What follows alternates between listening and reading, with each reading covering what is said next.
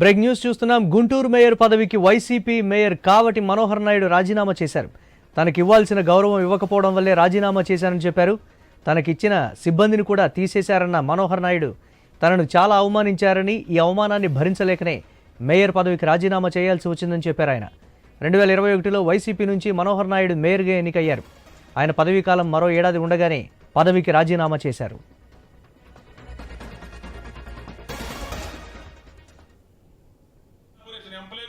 Mayor అయ్యాడంటే ఆ భగవంతుడు సాక్షిగా, ఆ పైన భగవంతుడు సాక్షిగా చెప్తా ఉన్నా, మా జగనన్న సాక్షిగా చెప్తా ఉన్నా. ఎన్ని కేసులు పెట్టినా, ఎన్ని ఇబ్బందులు గురి చేసినా నేను మా జగనన్న వదిలిపెట్టే పరిస్థితే లేదు.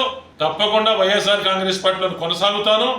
ఈ రోజు చెప్తా ఉన్నా, ఎందుకంటే నాకు కూడా ఆత్మస్థైర్యం కోల్పోయింది.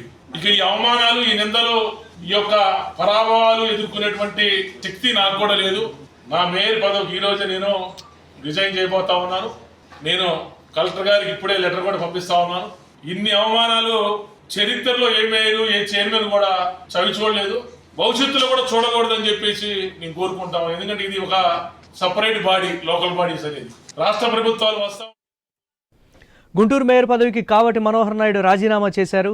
దీనికి సంబంధించి మరిన్ని అప్డేట్స్ మా కరెస్పాండెంట్ నాగేశ్వరరావు అందిస్తారు.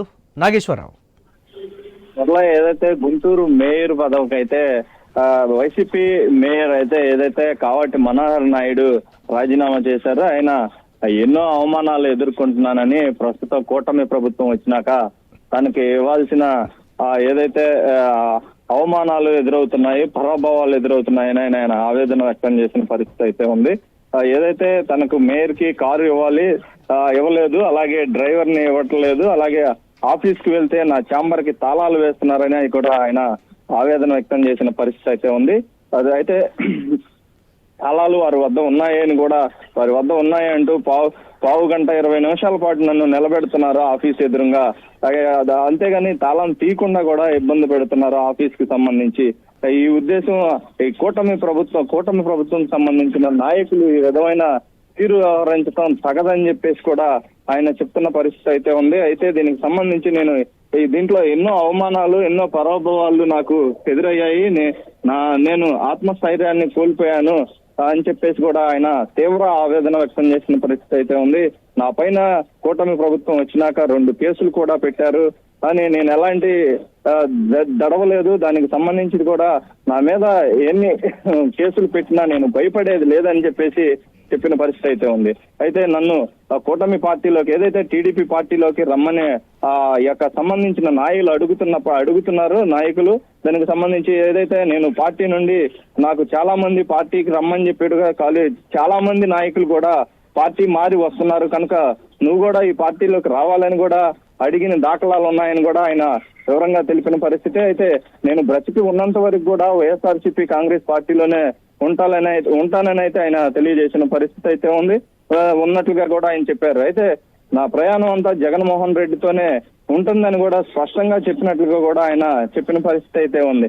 మొత్తంగా మేయర్ పదవి నుండి నన్ను దింపాలని ఎన్నో కుట్రలతో కుతంత్రాలు పన్నారు.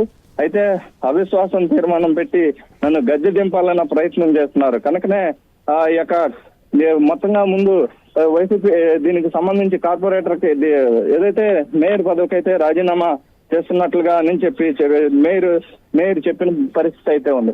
మొత్తంగా ఈ కూటమి ప్రభుత్వం వచ్చినప్పటి నుంచి కూడా ఇక్కడ ఉన్న ఎమ్మెల్యేలు, మంత్రులు కూడా ప్రత్యేకమైన శ్రద్ధ చూపి నన్ను దింపే ప్రయత్నం చేద్దామని చెప్పేసి అనేక రకాలుగా నన్ను ఇబ్బందులకు గురి చేస్తున్నారు. ఇదే విషయాన్ని మా అధినేత జగన్మోహన్ రెడ్డి దృష్టికి కూడా తీసుకెళ్లాను. కానీ మనం దానికి సంబంధించి ఏదైతే ఉందో అన్ని ఇబ్బందులను మనం ఎదుర్కొందాం, పోరాడదాం అని చెప్పేసి కూడా మా అధినాయకుడు చెప్పిన పరిస్థితి అయితే ఉంది. కానీ ఏనాటికి కూడా నేనైతే వైసీపీ పార్టీని వీడను అని చెప్పేసి కూడా చెప్పారు. కానీ ఏదైతే ఉందో వీళ్ళు చేసే అవమానాలను నేను భరించలేకే ఈ యొక్క రాజీనామా చేస్తున్నట్లుగా కూడా ఆయన కాబట్టి మనోహర్ నాయుడు అయితే చాలా ఆవేదన వ్యక్తం చేస్తూ కూడా మీడియా ముందు చెప్పిన పరిస్థితి అయితే ఉంది. మురళి.